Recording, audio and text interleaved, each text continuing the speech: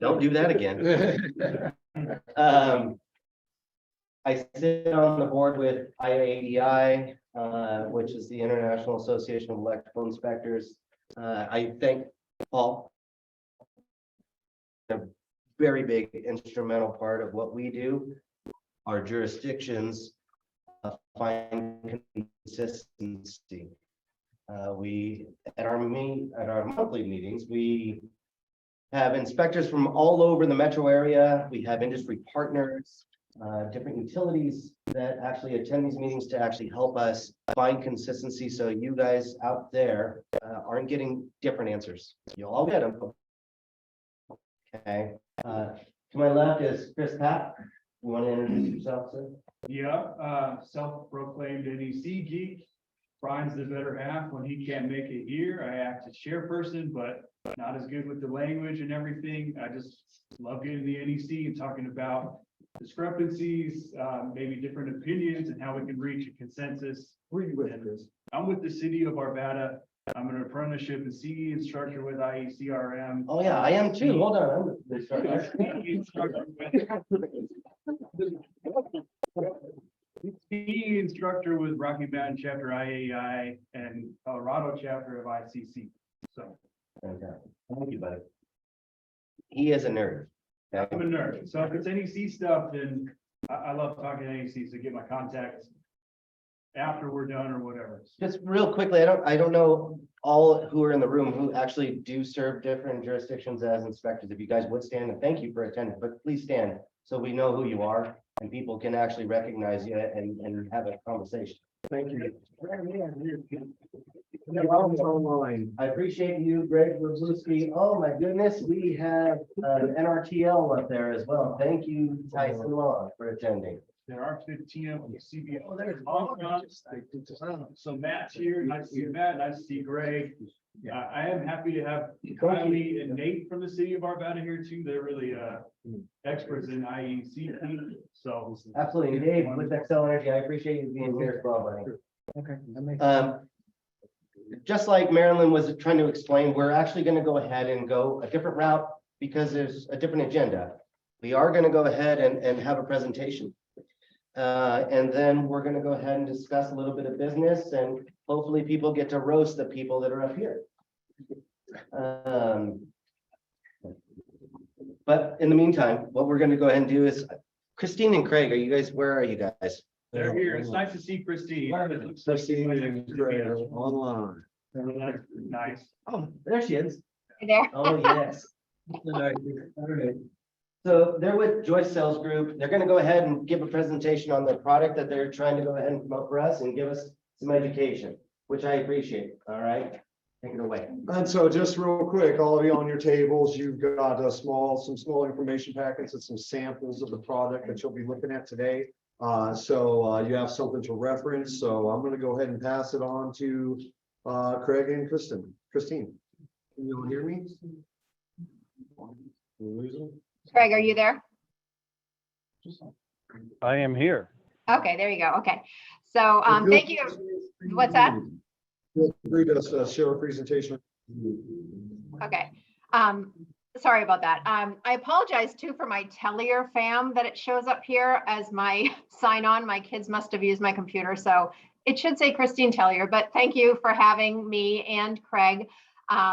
We are trying to address the Colorado area. We are moving our cable into the Colorado area. And as we move our cable into a new area of the country, we'd like to address the inspectors of that area. Generally, I would reach out via mail with the packet that you did receive already that's on your desk. It's very difficult to research Colorado area, and that's when I had some great luck at the Western Section meeting of IAEI, meeting Chris, Papp, and Michael, and now Paul as well. They kind of turned me over to him, and being able to address everybody here is a great success for us to have everyone in the same room. I would like to say also, before I forget, if I could reply all, I know that the email that I received with the Zoom link is massive, the email list, just so everyone has our information in PDF form as well. If you wouldn't mind, if you would like to reply to me with your mailing address, I can send you a physical packet with the actual cable sample as well. So I think this is what is on the desks. If everyone, the Zoom people, they have this, and it has some information as well. I can mail this to you with a cable sample so you can have it in hand and be able to play with it and all that stuff and see how the cable is actually constructed. So I also want to introduce Craig Joyce. He is the inventor of the cable. Craig, if you wanted to say a few words as well. I just want to thank everybody for the opportunity to have Christine present DuckStrip and let you know that we are available anytime for any questions that any of the inspectors or your installers in the area might have. We'd be happy to address that and support that. Yes. So I do have a PowerPoint, if I could share my screen with you, if you don't mind. This is a PowerPoint that I had created for Carrier Enterprises. I will do a quick backstory on that as well. In 2019, Carrier Enterprises reached out to us after finding our cable in the field used by an electrician, saying that it was the only cable the electrician would use because it was the only cable that stopped communication error codes, because we do satisfy completely NEC 725.136. So our cable is designed, I'll show you real quickly here. So we have insulation completely separating each conductor. So there's no AC/DC crosstalk between the power and the communication conductors. Unlike what they were using, something similar to this, where everything is pretty much touching and causing havoc as it's running through the line. The crosstalk was burning out motherboards, shutting the system down, and left everyone scratching their head, not really realizing why. So once Carrier figured out why, they reached out to DuckStrip, and we were able to satisfy their needs. And now they've switched over completely from Southwire to our cable. So it's helping everybody. I know that I've spoken to so many inspectors around the country, and I know it's something that you might be running into the same contractors that you inspect all the time, and they're having this issue and they don't realize exactly what the problem is, because once they fix the circuit board, they're rewiring it with the same cable that's causing the problem. So once you're able to identify the reason, switching over to something completely isolated and has that physical barrier between the conductors, the problem disappears. So if I could share my screen with you and be able to show you our PowerPoint that I created for Carrier. Again, it's just introducing our cable. I do have a couple of slides in here that shows their model numbers that need a couple of other of our DuckStrip 5 as well. I'll explain that as well. But currently in your packet, you only have DuckStrip 4. That's the one in the picture here. And I'll explain DuckStrip 5 as we move along. So this will just basically, I mean, I can send all this to you as well. Mini splits need 14 gauge stranded with solid ground. DuckStrip has done that and completely isolated the conductors end to end, so we don't have that issue with crosstalk between the communication and the power. So we have 2 UL listings. We are an indoor-outdoor cable, direct bury, sunlight resistant, joist pull, wet environments. Not all cables on the market being used currently have all of those approvals and ratings. So DuckStrip did solve that problem as well. You can see once you strip away our insulation jacket, you can see the black, white, and red to show how we're completely isolated end to end. Rip and strip technology, which instead of using a utility knife to strip away the insulation, they easily separate just with the pull of your hand. So like I said, we are the most compliant mini split, designated mini split cable. We are designed and manufactured to comply with NEC 725.136, completely isolating power and communication, stopping the crosstalk, and having a clearer signal for communication between the indoor and outdoor unit. So we are a UFB cable as well as a hybrid cable. The hybrid addresses the insulation and the UFB is indoor-outdoor cable. And of course, I had to plug you guys, the International Association of Electrical Inspectors. This went to my Carrier people as well, just to let them know that we do attend these section meetings, introduce our cable, and educate inspectors. It's new to many people. It's been on the market for quite a few years, but it's still something that many people have not seen in the field.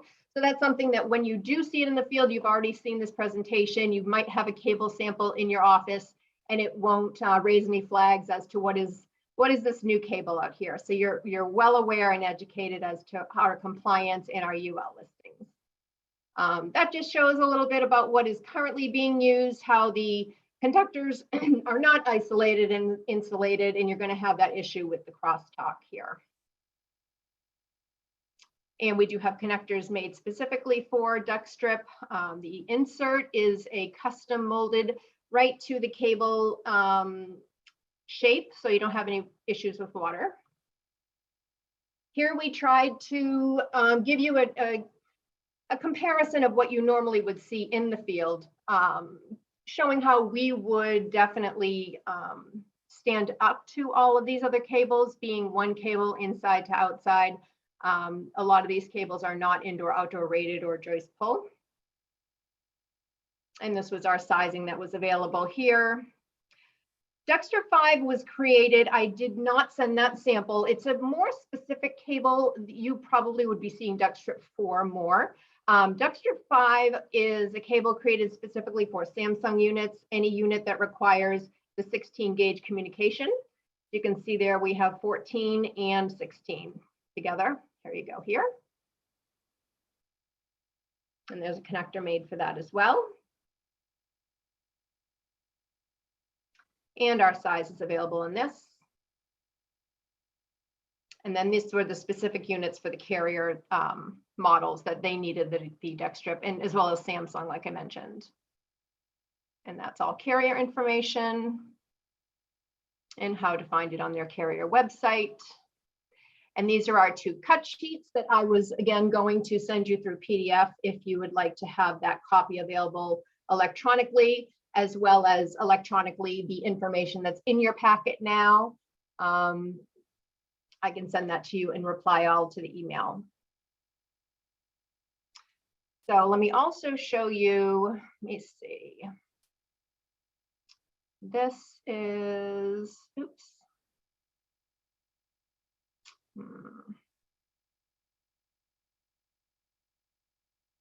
Okay.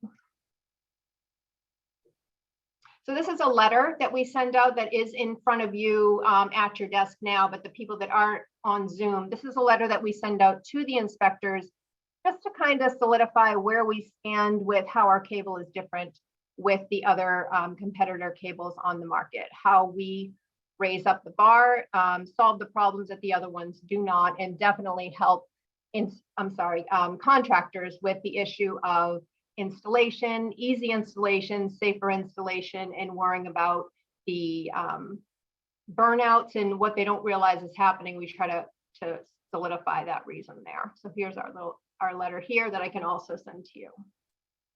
I'm sorry, Christine, like it's still painting on your choice selection. Can you show us the letter? Can you share the letter? Oh, I thought it was, it's not sharing. No, it's not there. Oh, sorry about that. I thought that it was. Hold on. In the meantime, while you're pulling that up, I just wanted to throw it out here to the group, if especially over to our HJ in the house, that any questions or anything like that about the product. Hey, you know, Christine, I do like that this is a product that separates that class 1 from class 2. I think that's great because we haven't seen that yet, at least on my end. Folks here, but I know that we haven't. I think this is a really, really good, I guess, moving forward, a good product. Thank you. I did meet, I want to say her name was Jane, and she was a chief in, I want to say Wisconsin. Maybe you guys know her. I cannot remember her name exactly, but she did see the cable in Sioux Falls and she was thrilled. She said, it's really nice to have a cable like this because we've never really known what to do with mini splits because there never was one designated that hit all the points that needed to be for a safe and compliant installation. So it was something she was happy to see as well. And that generally is the reception when I do visit these meetings It's definitely well received because it does solve the problems that they've been having, not being able to comply with all the installation requirements for mini splits. So do you see that now? Yes. Okay, Okay. great. Yeah. So I don't know if you've read this part so far. I'll scroll up a little bit and you can see it's just basic touching points that this is pretty much what I go through when I say it's a black and white cable, but it's really straightforward. Once you realize the difference between ours and the competitors on the market, it's kind of a no-brainer. You know, why take the chance on something that could give you an issue in the future? It's safer to use. You know, inspectors know about it. It's the most compliant cable. So it really is well received with contractors and inspectors alike. Our whole reasoning for visiting with inspectors is so you're aware of its compliance. So when you do see it out there, it will make sense to you. And just really quickly, she keeps referring to the meeting in Sioux Falls that she's talking about. For those that don't know, it's a Western section meeting for the International Association of Electrical Inspectors, and this is how we kind of found her. One of the display booths, correct? Yes, yes. And so there's a few of us that actually attend these, and it is for pretty much the Western United States, or what they would consider in our district, where we all get together and actually go over everything that's coming up for the next year or a few years. So this is what she's talking about. Mhm. Thank you. Sure. Did any in the group have any questions about this product or any comments or anything like that? Anybody in the room have questions about the product? Anybody online have any questions? I do see that You it must have doesn't. done a really good job. Must have, yeah, is that correct?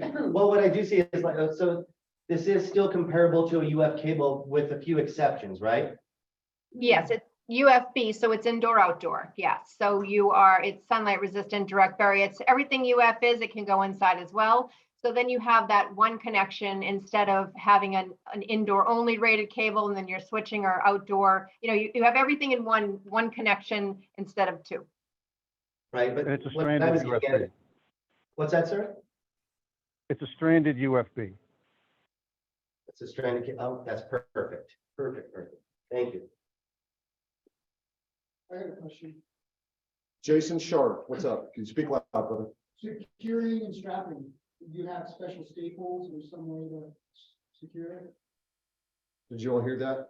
Christine and Craig? I believe this still falls in within UF cable guidelines, right, for securing and strapping? That's correct. Craig, you can answer that question. Yeah, it would fall into the best cable practices for the UFB cable as per UL 493. That's correct. Thanks, Jason. Anybody else? And from a distribution standpoint, what would be the length of the pickups? Say, they offer just 250 foot cables and that out, coming out. How do you guys distribute this and what kind of lengths? What are we looking at? Is it typical to most cable? Like, is it 250? Is it 125? Who shared on that PowerPoint slide? Yeah, it was on the PowerPoint. Yeah. I think it's 50. Still a good question. Very good question. Craig, what are you distributing in that area, the sizing? We'll probably start with 100-foot shrink wrap coils and 250-foot reel in the box. Perfect. Thank you. All right, well, thank you. I mean, do you guys have anything else to share? Go ahead. Just that Christine and I look forward to coming out to Colorado and meeting you all and talking about duck strip in spring or early summer when your snow's gone. That won't happen. We'll get it in the summer too. It snows every day of the year here in Colorado. Right. Only the print. Still no wind. We really appreciate having you. If you have anything else, I mean, we can wrap it up, but again, we do appreciate you joining and taking the time to actually visit with us and give us information. You're Thank you so welcome. much. Thank you for Thank you having so us. much. Thank you. All right. I'm going to go ahead and turn this over to the very fine young man, Paul Lingo. to go ahead and we're going to go ahead and run through the agenda. Does that work? But that totally works. Thank you, Sway. Right Thank on. you to those online. We're gonna actually pass this over to Marilyn Stansberry, to our CEO, because we have a very awesome roundtable session today to really talk about what's in the crystal ball for energy code, electrification, and really how is that going to impact all of us, right? And what do we have to look forward to, and what questions and hurdles maybe can we communicate and get over now, because it's coming, right? So having said that, I'm going to pass it over now. Awesome, Paul. Well, again, I just want to thank our our AHJ inspectors for what you do every day. And I didn't ask this question earlier. We have a couple that are inspectors and instructors. How many of you are IEC alumni? Anybody are IEC alumni in addition to? Yeah, attended school, even if you didn't get your 4 years in.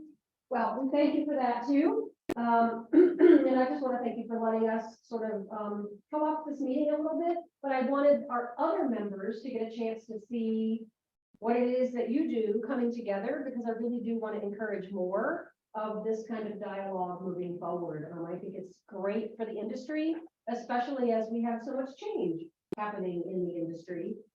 Jason's probably going to say this a little in a little while when we bring our panel up, but you know, he said this is some of the most transformative change that we're seeing in the industry in some period of time, and I'll let him put that in better context.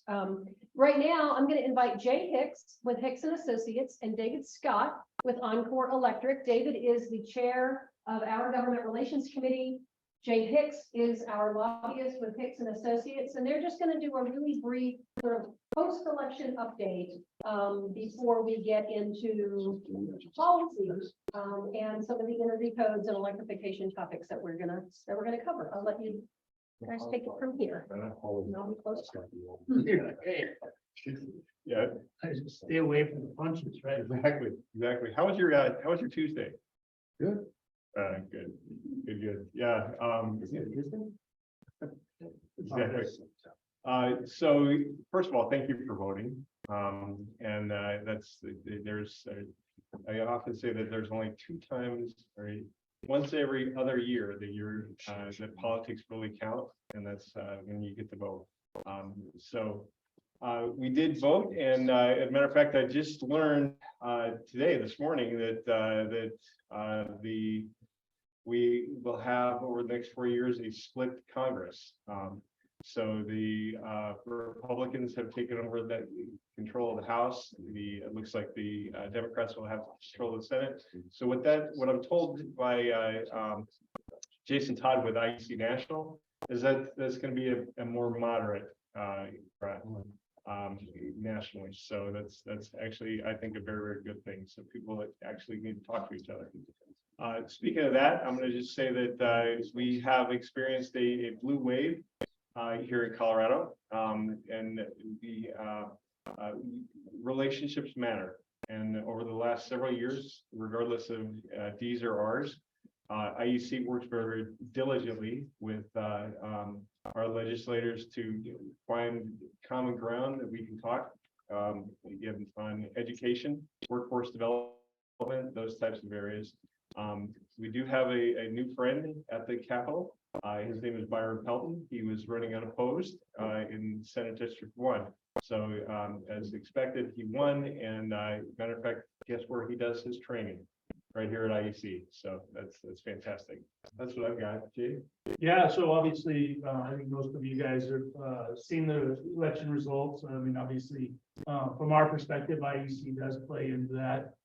We do interviews, try to make relationships, but some of the key notables, obviously, Colorado sees about a 25% change up in the legislature every 2 years to 4 years, obviously with midterms. I think a lot of people were a little surprised in Colorado about some of the key races that were lost on Tuesday. Pretty notably, 2 of the IEC legislators of the year both lost their election. And Senator Woodward and Representative Colin Larson both lost their re-election bids to be down at the Capitol. So obviously some trends down at the Capitol. Obviously, we're gonna, not to say start over, but have to re-educate. It's good to have Byron down there, obviously from the industry. Some of the numbers down at the Capitol, it's pretty interesting. There's, in the House, they do have a supermajority, Democrats to Republicans now, which means they're veto proof. So they can actually override a veto in the House. So if Polis does veto any bill, they have the ability to override that veto if they would want to. In the Senate, they are one vote shy of that. So that tells you just a little bit how close things will be this year moving forward. We do have a lot of friends. Our good friend Shannon Bird got appointed to the vice chair of the JBC. So that's always a good, especially in the construction funding and where the budget's going to go. Another friend in Zenzinger, she is now the chair of the JBC moving forward. And Representative McCluskey out of Dillon, sort of Summit area, has been named the next Speaker of the House. And so she, with a big education background, will be the next Speaker. Fenberg retained his position as President of the Senate. So the numbers are 47-19. And I believe the Senate is 23-12. So that's the kind of the variety that we'll be dealing with down at the Capitol. We'll probably not see too many cabinet changes under the new regime. What we'll probably see is just maybe different appointments and movement as it relates to depending on the agenda that goes forward. A lot of that will come about based on budget, whether that looks like what we see in those in the next couple of weeks. Leadership has been formulated, but we do not have committee assignments quite yet. That usually helps us determine who we will have meetings with and then move forward. Obviously, making sure that we can still, obviously construction is a big thing. Low cost housing is still going to be a big movement. I think even in the electrification space and the energy codes, even that was written to have some variety of cost containment in it as well. So I think we'll still see that moving forward, especially under the Polis administration. So obviously we're going to make some new friends down at the Capitol. We have some really good old friends that are still there, but not to be too, doomsday, but we have heard that there is a few things that are going to be in the works from the union side. I was contacted by now Senator Mullica, who ran the ratio bill last year. And he said their agenda is grand. And so we don't know exactly what that means. I've been trying to get some insight, but it all depends. But with the vote margins they do have in the House and the Senate, it may be interesting to see exactly what that agenda, paid family leave, stuff like that is going to be coming online pretty soon. So it's going to be interesting to see what the agenda is going to be for the next 2 years under the regime. Some people, the vote margins are so far. It's going to be interesting. There's going to be a lot of defense being played as far as tax policy. We do see a few things that maybe turn back up. If you guys remember back in the day, there was a transportation bill that was passed to help transportation infrastructure funding. With the infrastructure bill coming out of the feds, there might be some manipulation of that too this year to try to put some more money into Colorado moving forward. So those are a lot of TBDs. We'll see more stuff coming out in the next couple of weeks, and we'll keep you updated as to what that means. But obviously, it's business as usual. We are part of a large coalition that we participate with in the construction industry to be a concerted voice moving forward. So I know that that's going to continue. So it's not all doomsday. I think there's some positive stuff that probably will come out of the next couple of years, especially. It's just one of those to wait and see and go from there. So go ahead. So what can you do, right? And then what can you do now? I've often said that if you're not at the table, you're on the menu. Remember that these legislators work for you, right? It's not the other way around. So what I ask you to do is that you can go to Google, find my legislator. You can find your legislator that way, relatively easily. Get their contact information, call them. Unlike the national, if you send them an email, you'll get put on a list. Then they'll actually pick up the phone. They'll actually talk to you, right? So find who's in your district, find who's in your business's district, reach out to them, ask them to come out and visit you. I would do that now before the session starts. Let's get them to know IEC. Let's get them to know that we are the merit shops are the 90% of the industry. That's very, very easy to do. Kathy Kipp came out several years ago and saw our operation, both IEC in northern Colorado and Encore. And we've created and kept that relationship over the years. So she remembers me, and that's I remember her, and that's what you want when people are voting on your behalf, right? So that's what I recommend you do. And I'll echo that. I think that, we have citizen legislators down at the Capitol. They all have different jobs, prior to this. They still, some of them retain them. So they're people too. I do. And if you have problems locating them, feel free to reach out. We definitely can hook you up and help set meetings and go from there. It's amazing. A coffee goes a long way with a conversation sometimes with those. Obviously, because we have 25% freshman legislators coming in, trying to figure out where even the bathrooms are at the Capitol. So, and they're gonna get 600 bills thrown at them in a matter of, 45 to 60 days. And so, obviously they're gonna be drinking from the cliche fire hose, right? But, try to get as much information and education to them as possible is always a good thing moving forward. Yeah, they need their subject matter experts, and I want you to become their subject matter experts. And one of the good things about it, like we said, the administrations has not changed. So our friends that are in the departments of DORA and Department of Labor and the Energy Office has not really changed. And so, those are obviously may have different agendas moving forward, but we have some good friends in the departments that are going to be moving forward. So hopefully that is will give us some insight moving forward. Obviously, the budget helps control some of the legislation too, because of cost and where it comes from. But I do know that Colorado, obviously, building hasn't really gone down, but everybody's watching national what's going to happen there to see how it's going to trickle down into Colorado and go from there. So there could be some good positives coming out of the 23 session, but I'm usually after 17 years, usually this means the first year is about defense because the agenda comes out pretty quickly in the first year. So questions? Questions about government relations or policy before we segue into our discussion topic? Means you did a good job, David. Yeah. David, thank you, Jay, thank you.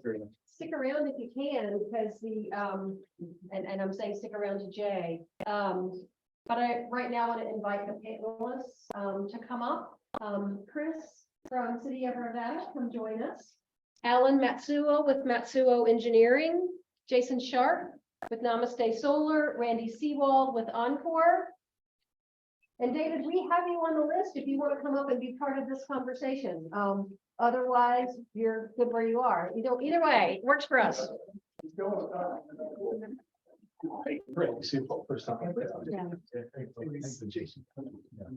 So, as I mentioned earlier, normally what we would be doing is sharing with you the things that are coming up before the legislative session and talking about strategy, going deeper into some of the high-level things that Jay shared a moment ago. But today we want to sort of turn this into a town hall format. And I want each of these subject matter experts to share with you some high-level thinking around energy codes, beneficial electrification, and the impacts on the industry. But while they're talking, I want you to also be thinking about the challenges that you see. What are the things that we need to know as an industry, that we need to know as an association, so that we can either play defense, or if we have an opportunity for offense, for things that we know we need to do to impact the industry in a change way, in a mindset way, or in a positive way. So with that, I'm going to let one of you decide to go first and just sort of share with us what you see on the horizon. Well, I don't think I need to share again, right? So we'll go my way to the left of me, and to the right. Okay. How many of you have watched this TV show 1883? Show of hands. All right. Reason I ask this question is if you remember the show Crossing the Great Plains throughout the West, you saw a lot of buffalo, a lot of good guys, a lot of bad guys, a lot of prairie, but you didn't see much beyond that. And I raised that up because I have in my hand right here, this is the American Electrician Handbook that was published in 19 13. 30 years after 1883. And what's astounding to me is if you go through here, and to Jason's point earlier, they actually have photographs and illustrations of what the grid looks like. These are poles down roadways of how the electricians were supposed to install everything. And it's remarkable. By the way, American Electrician's Handbook is still under publication to this very day. I first discovered this handbook when somebody gave me one probably 35 years ago. It was about this thick. The new one is massive. But this is the very first edition. This book is 105 years old. And what's remarkable about it, I'm going to read something here real quick for it. This is a practical man's handbook. Men and women, right? Of course, we would change that today.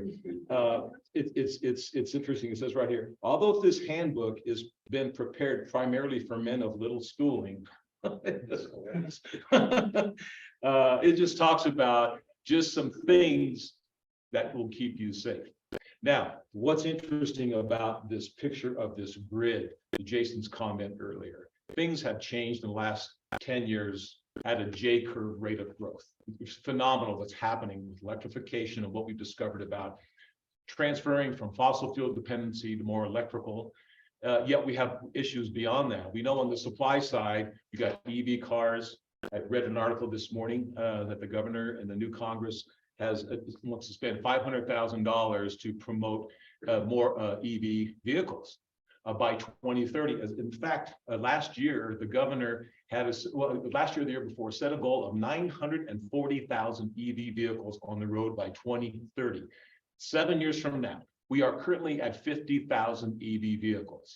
So that's, what is it? Almost 890,000 more EV vehicles over a 7-year period of time. That's aggressive. I don't know if we can achieve that. Primarily, we need source supply at the consumer level to power these EVs.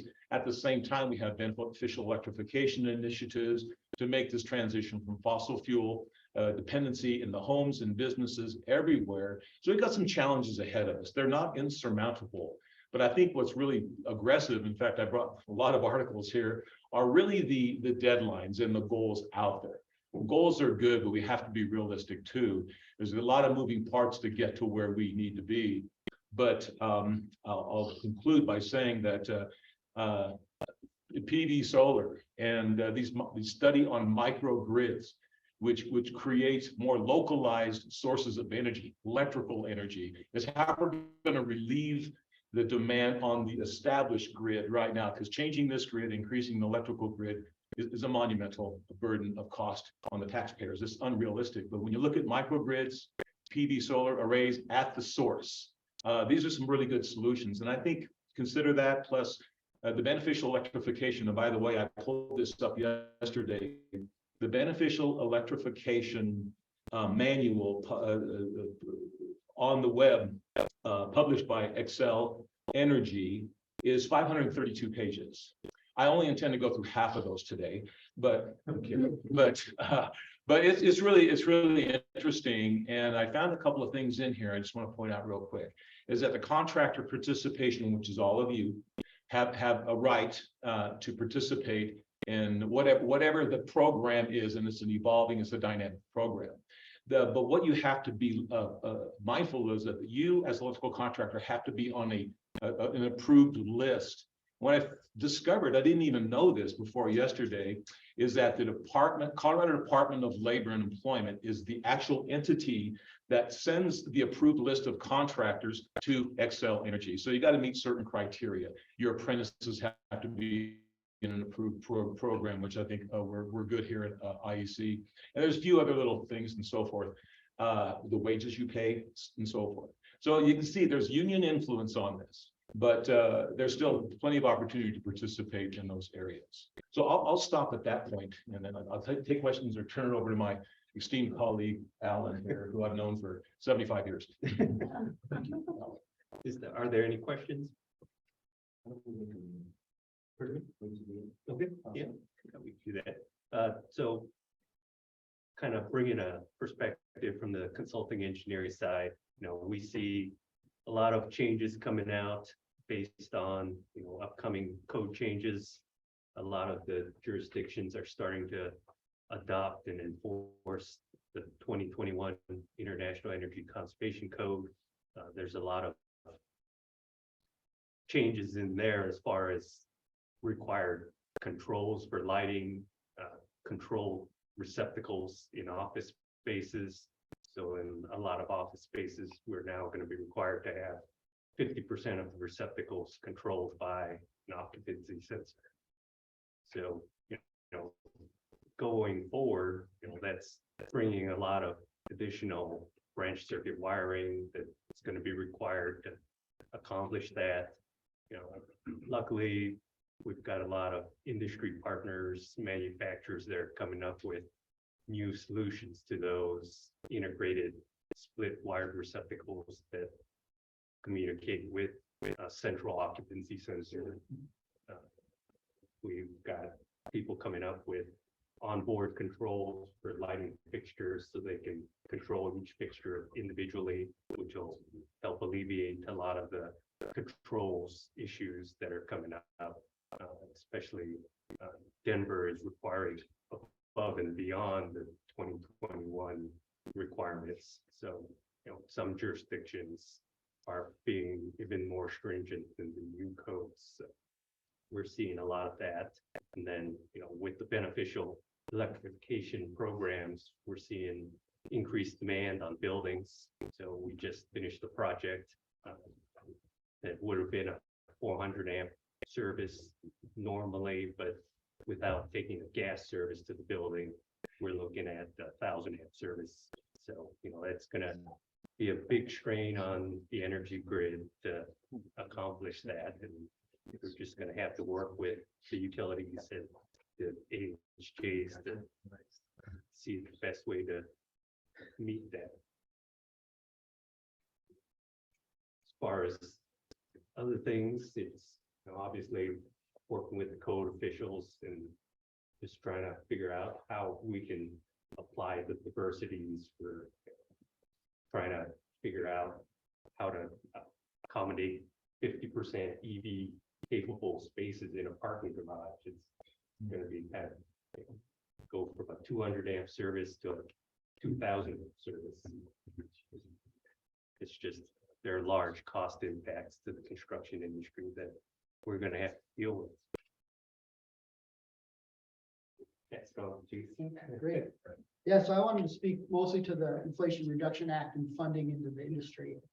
Marilyn was talking about my comment earlier. I think this is maybe the most transformative time in the electrical industry since the invention of the light bulb. The electrification of transportation, home heating and cooling, hot water heaters, more things are going to be electrified in this next decade than there has been in the last century. It's just an amazingly dynamic time to be in the electrical trade. Some estimates say we need over 1 million electricians in the next couple of years between retirements and the new demand on the electrical grid. So this is just a transformative time. The Infrastructure Act and the Inflation Reduction Act will pump more than $400 billion into the electrical industry. So this is a massive amount of funding coming into this electrification, and it's in homes and businesses. So, it's interesting, we're looking at a duct cable because of mini split heat pumps. Heat pumps are going to get up to $8,000 per homeowner through states, through the Inflation Reduction Act. City of Denver right now has an $8,000 heat pump rebate as well. So a homeowner in Colorado and City of Denver could get $16,000 to install a heat pump in their home. So it's just the amount of funding that's coming into the trades is pretty phenomenal. And I think there's a lot of implications for us as a training entity, as IECRM, but also as an electrical trade. Some of the direct impacts, service changes to the point of 1,000 amp service versus a 400 amp service. Same thing's going to happen at homes. People are going to want more electrical demand. And I bet AHJs are going to see a lot of calculations on the size of your service. And you might start seeing a lot more 400 amp services. You're at least going to have to upgrade to modern 200 amp services at the very least when you're putting in circuits. So we had somebody ask us to put in 2 EV chargers in their garage. Those are 60 amps each. So you're talking adding 120 amps to your demand in your garage at your residential home. So just a tremendous amount of work is going to happen to upgrade infrastructure. for these new electrical devices. So I think that's one of the big things to be aware of. And EV chargers are just going to change the way people think about home energy. And they are going to actually help reduce some of the challenges is going to be the demand on the utility grid, but some of the solutions are going to be like a bi-directional car. Utilities may charge you or give you money to plug your car in at noon or at 5 p.m. and pay you for the energy out of the car at 5 p.m. and actually take energy out of that car. So you're going to have all these bi-directional smart loads that are going to be integrated into the grid that'll help reduce those transmission charges. So now we're going to get into like code, but you have storage in cars. How do you make the house safe?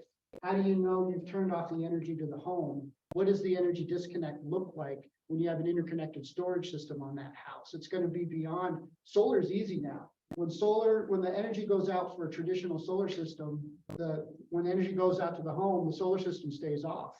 But now introduce batteries. Like now you've got a whole new set of code implications and safety implications for the fire department, for how you arrange your disconnects, where you place them outside. So there's going to be a lot of education and a lot of like work between AHJs and contractors to make sure we're installing these new things safely.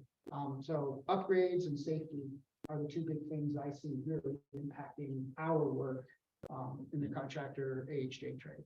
Those are just a few thoughts, but I've got more. Let's get into the question. Chris, I'm going to call on you for just a moment after hearing the three of them talk about the impacts. How are you imagining day in the life of an inspector different in the future with electrification and some of these new energy codes and expectations on and loads on the grid? Far more time consuming. Everyone's gonna start having the same haircut as me here at the age. So, but a lot of these things, they're daunting at first, then you embrace them, you accept them, you start moving forward.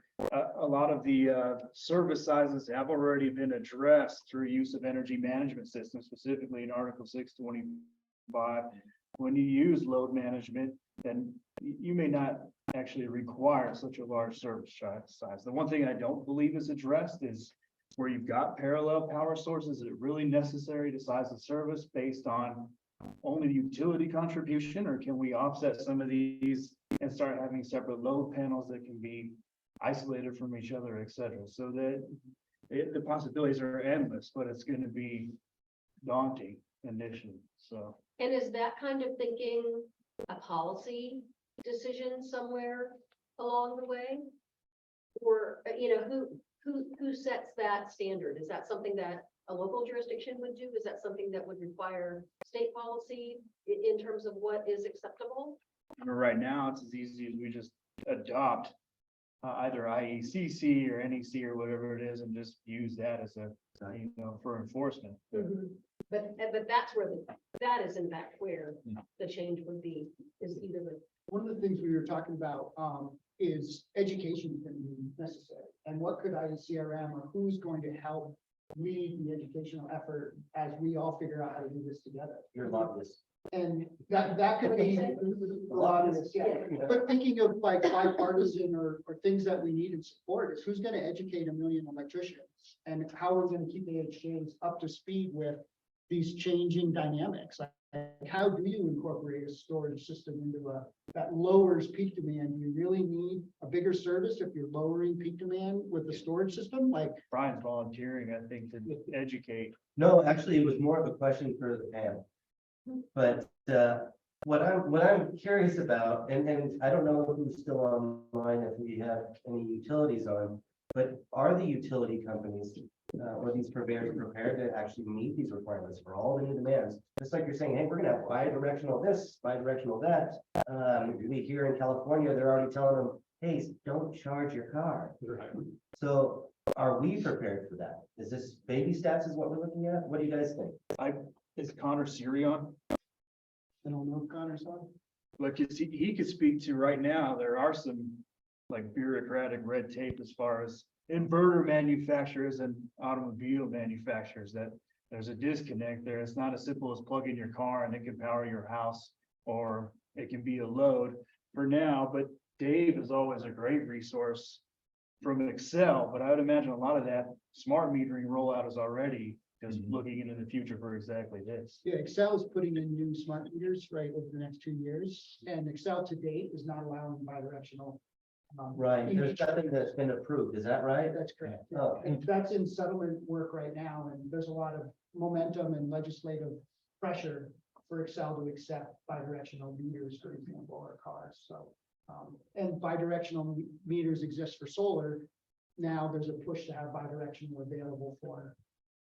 It's called arbitrage, right? It's an economic principle. You buy low and sell high, right? So what if you could buy energy at 2 in the morning when it's cheap and sell it at 5 at night when it's expensive? And Excel doesn't really like that idea, but there's a lot of legislative pressure for them to move in that direction, and they're trying to find ways to do it. I mean, Excel is working to accept new technology and developing new rules.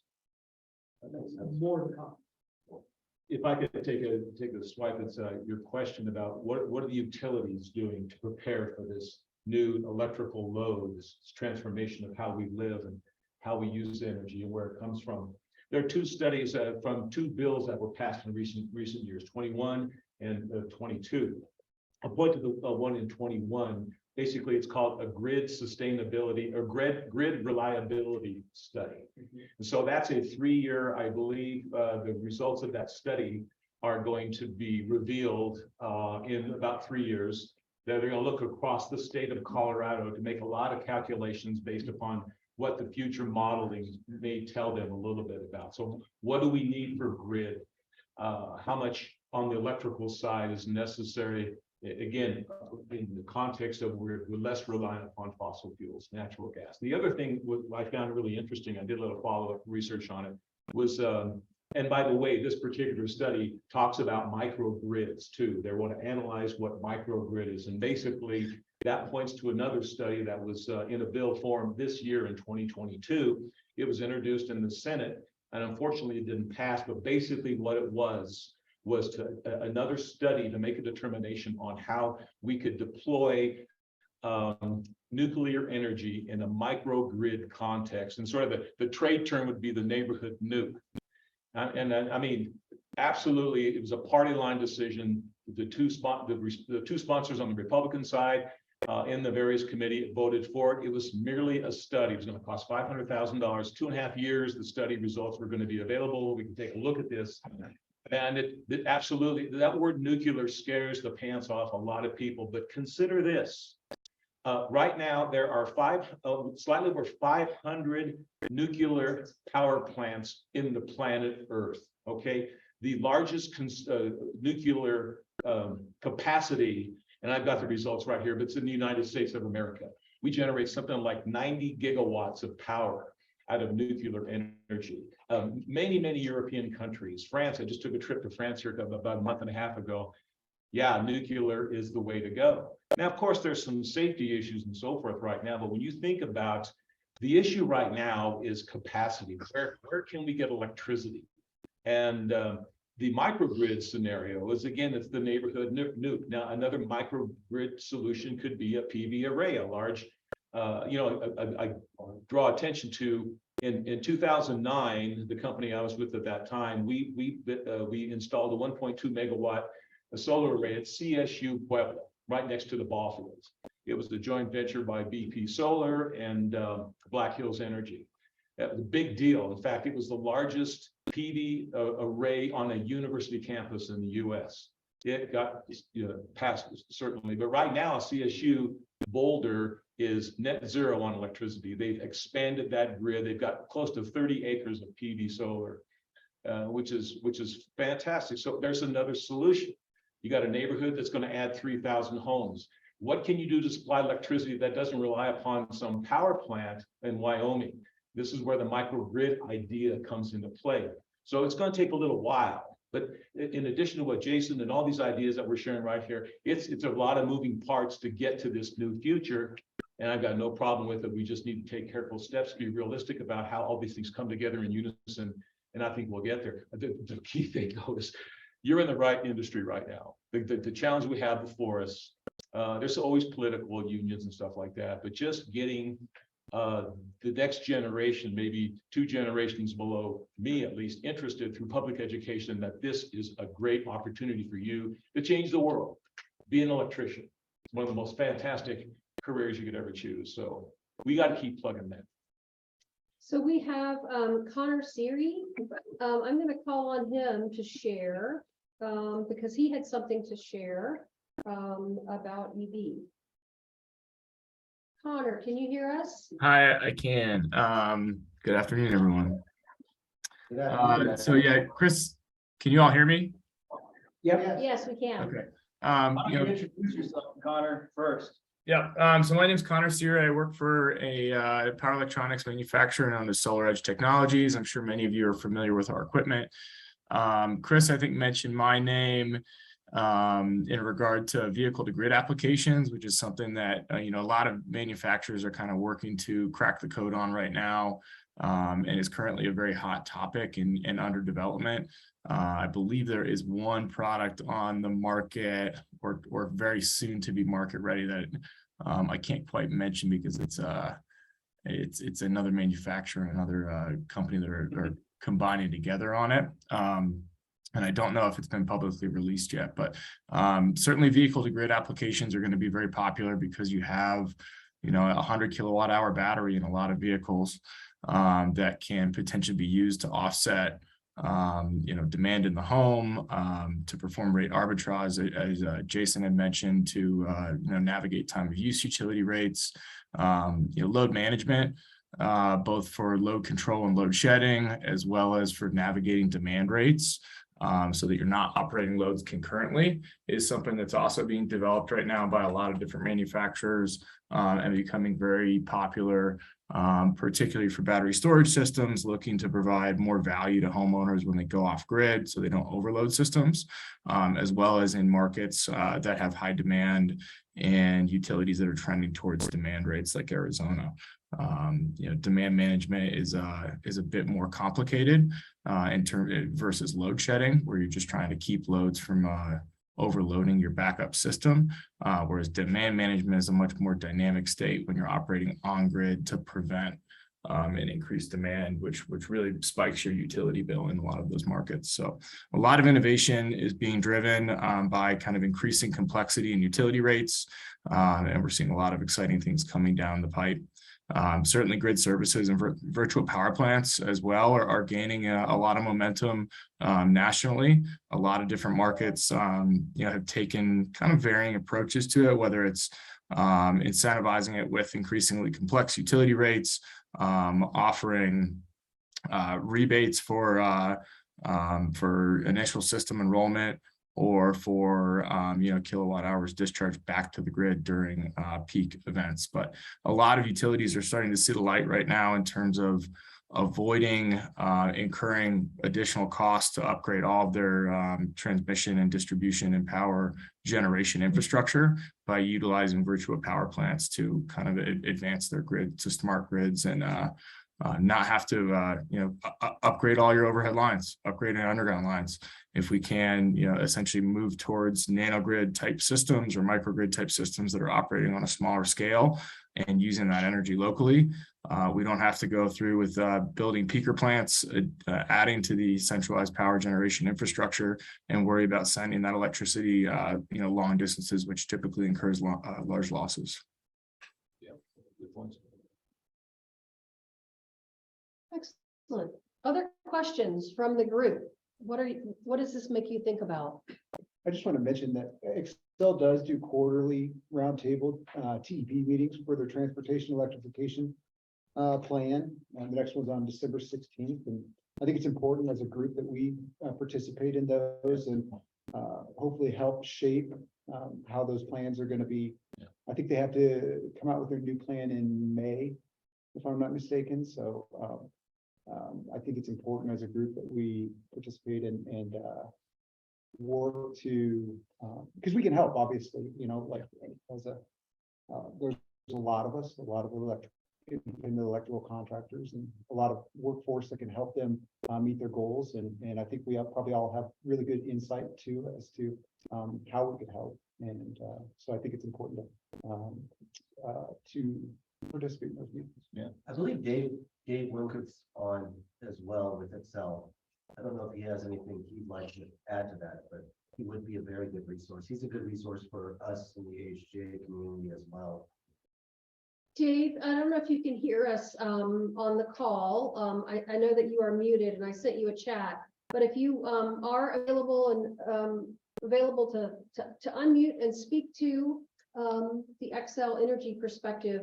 And Scott Kelly has been very involved. Scott is the person that just spoke. Scott's been very involved in the transportation electrification plan and has been a great resource to IEC. And in fact, is serving on a national advisory committee, I believe. Is that We haven't gotten a response back yet. gotten organized yet? I got you. Yeah, Gotcha. so we don't know if we've been accepted yet. Wonderful. So We're gonna be here, we're hoping. again, sort of, we're going to need to address this at all levels. And like I said, Scott has been a great resource to us.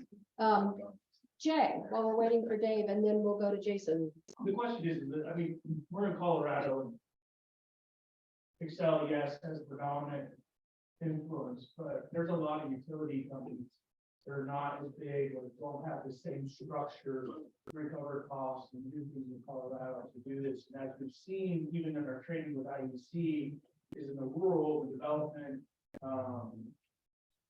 is, obviously very important, because if you're going to solve, the range problem with EVs, you have to make sure, but we've also, based on a lot of legislation, seen new building development code and everything, especially in the rural and the mountain communities, as it relates to more electrification going forward.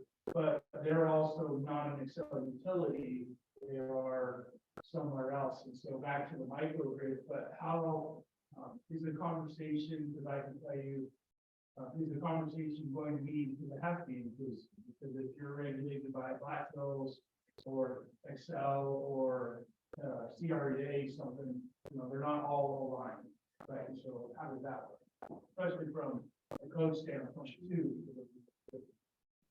I don't know how many jurisdictions have actually adopted the energy code to actually push this forward, and I think that's a very nothing to do with us as electricians, but our cities that we live in, the jurisdictions that we work in or live in, should be forward thinking that way. And I think it's our job to actually promote that as well. I can tell you from where I sit, we are just now adopting the current energy standard. And I know several that do not. I don't know how many in this room actually have adopted the energy code to help start pushing some of this forward, but it's a start, because right now it's just a conversation, and not everybody's on board. It's just going to go ahead and skip along for as long as he's saying, for the next generation and the next generation. So Jay, I'm thinking that's one thing that we can have as a takeaway today, is doing more to work with the cities and counties to understand who has adopted and who hasn't, and what can we do to help them further understand some of the impact. And I think that's great. I think the other thing is, especially what Jason talked about, is when we have individual municipalities under the code, the energy codes that's currently in the process, every municipality is going to have their own rules. So when we talk about uniformity across the state and stuff that we've done for electricity, and the standards are all going to be kind of put at bay, because individual cities, Boulder's going to do one thing, someone's going to do something else. And so when you're an electrician, you're not going to have a common standard across the state, because everybody's going to adopt a bit of a different code moving forward. So I think if IEC going to play, I think back to the conversations with the utilities, is that, it has to come from how do we keep standardization and training atop all that, using what you have here at IEC to guide some of the rules that are native there, because obviously you have to train the people to put it in and have to have some standards, because if not, obviously the engineering is going to be skewed in one area or not, based on what I can start seeing happening, because whether or not they run up against a load problem, or whether they roll up against a local problem of, obviously with Excel and giving energy back, some may say yes, and we've seen that even bolder, right? So I think those are all great things. Isn't the state mandating a minimum energy standard here by 2024? Yeah, so the bill passed last year does have a clause in there that I believe it says the most stringent between the 2021 and 2024 codes that's gonna come out in 3 years, that that will be the minimum throughout the state, regardless of what municipalities have adopted. Shows it there. Thank you. I think there's also a stick and a carrot element. What the Inflation Reduction Act has created is a carrot, like, and this technology, consumers want it. I mean, climate issues of the technology coming from it. I don't know if anybody's driven an electric car, but they are freaking fun to drive.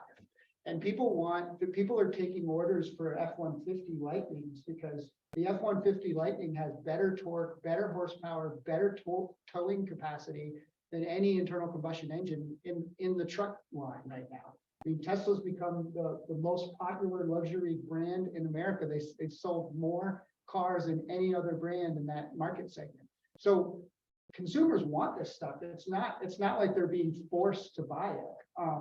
Heat pumps are the most efficient form of heat production ever invented in human history. And if you have an energy crisis and you want the most efficient way to produce heat, consumers want it, because if energy is expensive, using it the most effective way possible is a smart idea. So this technology is going to be adopted because consumers want it, not because of politics and not because of anything else. You add on top of consumer demand, financial support, you have a recipe for electrification. Consumer demand, great technology, and money. And people are going to want it for those. So those are all carrots, right? So regardless of the energy codes, consumers are going to want these things, and we should be the people that provide it. You could probably speak more on it than I can, but the duck curve can kind of exhibit some of those things, right? I mean, it is real. Yeah, the adoption of this technology, duck curve has to do with how much solar is on the grid and the demands that utilities are trying to deal with, and why solar without smart loads and smart storage and all those things will cause a problem, which is why microgrids and storage have to be adopted with renewable penetration. You can't get too far with renewable penetration if you don't adopt these other technologies. We're talking like stand panels. I don't know if everybody's seen that, but it's a $5,000 load control residential panel, and that every breaker can control all the loads in that panel. And one of the things is, like, to the size of the demand of the service. What if you're cycling your air conditioner 7 minutes out of every 15? Well, your 15-minute demand charge just got cut in half, and you don't have big demand charges on your house because you're cycling your air conditioner throughout the summer months, and greatly reduce your energy bill. So like what Connor's talking about, all these things have to talk. Your heat pump, your panel, your storage, your power, your car are all going to talk to each other, and they're going to make smart decisions to lower your energy bills. And that's the future we're heading towards. That's why that cable has a communication cord in it, because your smart heating system is going to talk to the internet and make decisions about when to cycle based on your smart meter requirements and the bill that Excel's going to put together for you. It's interesting. I talked to a potential new member early this morning who is fully in the telecom industry, but he is seeing more and more of this integration happening, and he's trying to plan his projects of the future with the right partners because of so much of this continued integration that is occurring. So a telecommunication contractor that probably 3 to 5 to 7 years ago would have never reached out to say, hey, can I be a member because I want to partner with and do more. Yeah, I mean, that's a good point, that again, the state bill this past year was, includes requirements in there that your heat pump has to be able to connect to the internet to qualify as a high efficiency unit. Does your storage system have to talk to your smoke alarms? Another question. Yeah. Awesome. Well, we are right at 1:30. Does anybody have thoughts, questions, ideas? What do you think about all this? Well, I think as an electrical distributor, I think the challenge that I've ran into is some of the property management companies and so forth, like what you guys discussed as far as the service goes. You know, if these people want to put in 20, 25 chargers, they're gonna have to upgrade their service. Excel will give rebates out, warnings, but it doesn't pay. If you look at some of the downtown buildings and the parking structures and so forth, when these people start coming back to work, they're gonna have these in place. Because more and more people are gonna buy them, but their services are maxed out right now. So how can they got a 3-level parking? What are they gonna do there? I mean, they gotta depend back on the utility company as far as giving them some strong rebates, whether it's heat pumps or whatever it might be. Excel's got to partner up too with these property management companies to make this happen. Any other thoughts about that comment in particular, or things that you're seeing, inspectors or others that are installing or supplying? Well, I think consumers at every level, including property management, whatever the facility is, has to keep in mind where these sources of rebates and incentives are coming from. Because yes, Excel does have some, and as a matter of fact, after the Beneficial Electrification Act was passed, about 6 weeks later, Excel, they anticipated this. They went to the PUC for a $344 million per year rate increase. And who's to blame them? They were required to provide incentives, and basically it was a tiered system and stuff like that, and whatever it meant to expanding the grid, things like that. But as Jason was saying too, the Inflation Reduction Act, I pulled it up. You can do it yourself, and you can see every bit of all the components that are in that are designed to provide those levels of incentives. So it just, information is, well informed is well armed. That's what we all got to be mindful of. Because the federal funding side too, they're kicking in too. Yeah. Rebate side. Sure. And not all utilities actually provide these incentives. That's another thing that people need to consider.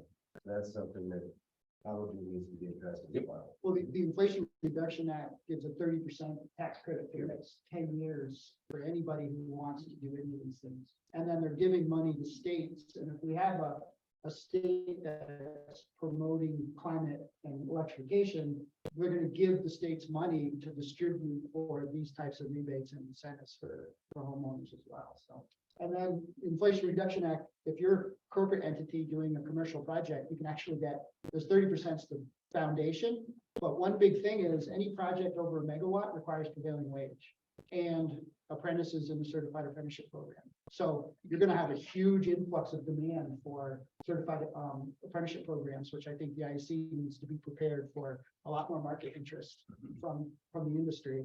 But the baseline is 30% if you have prevailing wage and certified apprentices, but you can get sweeteners that can get the tax credit up to 70%. And a lot of projects can easily hit 50%. So you're talking about 50% of a renewable energy project paid for through federal tax incentives if you're paying prevailing wage. So at least there's a requirement to make sure the construction skilled labor is being benefited from this, but you're going to have a lot of demand for registered apprentices, which I think, something we need to be prepared for as an industry. Awesome. Well, thank our panelists, Chris, Randy, Alan, and Jason for taking time to.